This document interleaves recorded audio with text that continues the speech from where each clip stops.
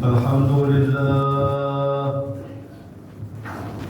الحمد لله الذي هدانا لهذا وما كنا لنهتدي لولا أن هدانا الله من يهده الله فلا مضل له ومن يضلل فلا هادي له ونشهد أن لا إله إلا الله وحده لا شريك له أحدا صمدا لم يلد ولم يولد ولم يكن له كفوا أحد وشهادة عبد لم يخش إلا الله ونشهد أن سيدنا ومولانا محمدا عبده ورسوله اختاره الله واصطفاه ومن يطع الله ورسوله فقد رشد ومن يعصهما فإنه لا يضر إلا نفسه ولا يضر الله شيئا اللهم صل وسلم وكرم وعظم ومجد على عبدك ورسولك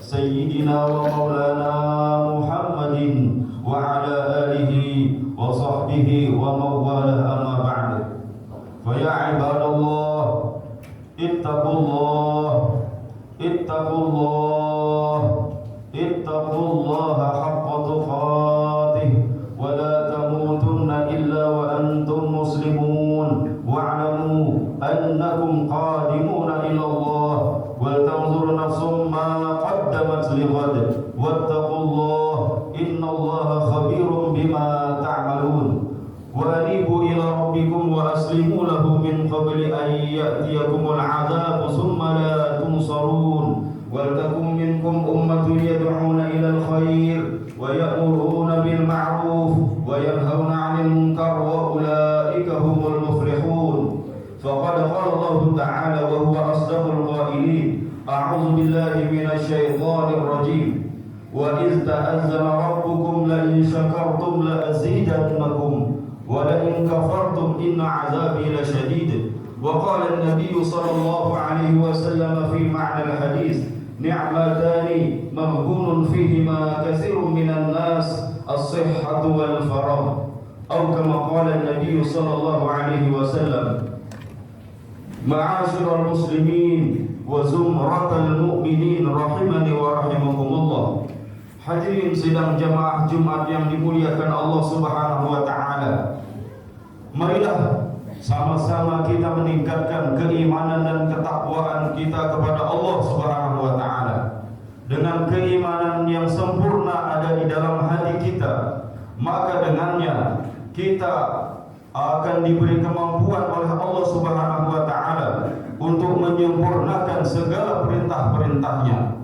Dan dengan bermodalkan sifat takwa di dalam menjalani kehidupan di alam dunia, maka pasti dan pasti kita akan mendapatkan kejayaan, kebahagiaan dan kesuksesan tidak hanya di dunia, bahkan sampai nanti di kampung akhirat yang kekal abadi untuk selama-lamanya.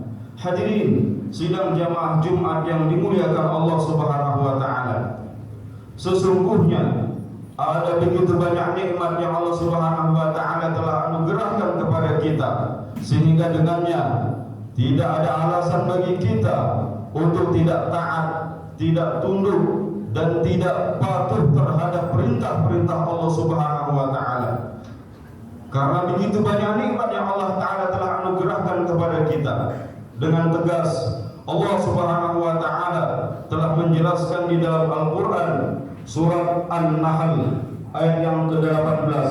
Faqala Allah Subhanahu wa taala wa in ta'uddu ni'matallahi la tuhsuha wa innallaha laghafurur rahim.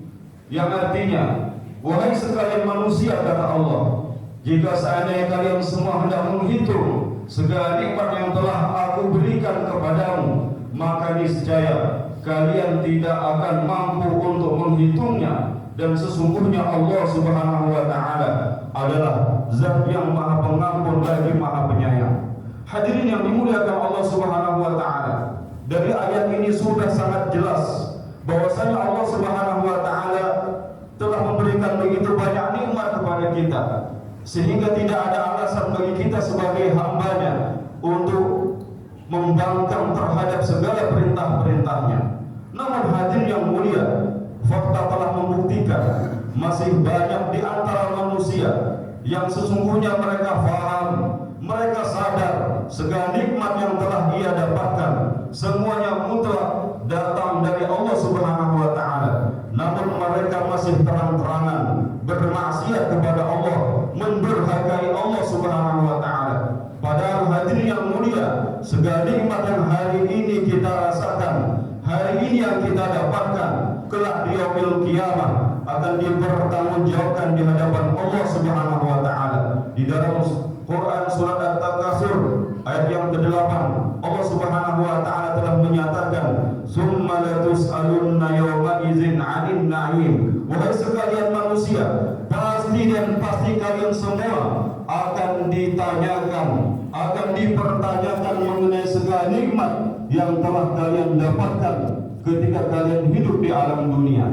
Hadirin yang dimuliakan Allah Subhanahu wa taala, maka begitu pentingnya menghargai terhadap setiap nikmat-nikmat yang Allah taala berikan kepada kita, sehingganya Nabi SAW telah menjelaskan di dalam sebuah hadis riwayat Ibnu Umar radhiyallahu taala anhuma.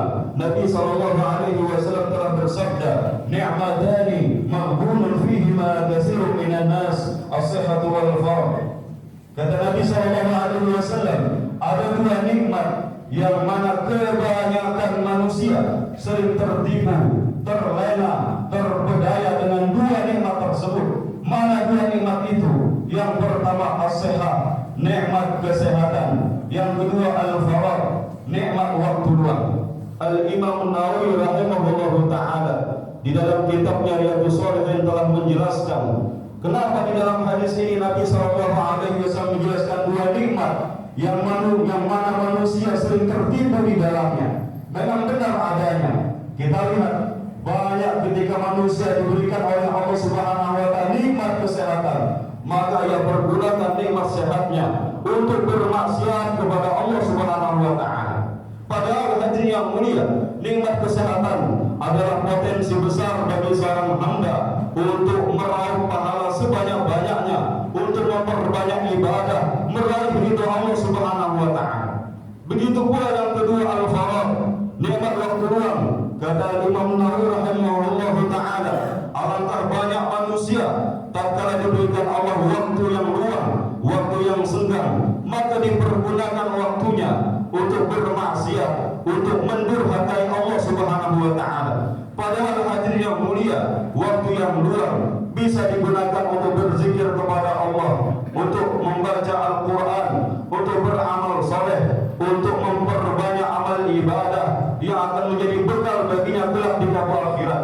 Oleh karenanya hadirin yang muliakan Allah Subhanahu wa taala, sangatlah wajar Nabi SAW telah mengingatkan kita sebagai umatnya, berhati-hatilah terhadap nikmat Allah. Pergunakan masa sehatmu sebelum datang masa sakitmu. Pergunakan waktu luangmu sebelum tiba waktu sempitmu. Maka hadirin yang mulia, mudah-mudahan Allah Subhanahu wa taala memberikan taufik kepada kita untuk senantiasa mengisi waktu kita, untuk senantiasa mempergunakan masa sehat kita di dalam ketaatan kepada Allah Subhanahu wa taala, dan semua kita diwafatkan dalam keadaan husnul khatimah.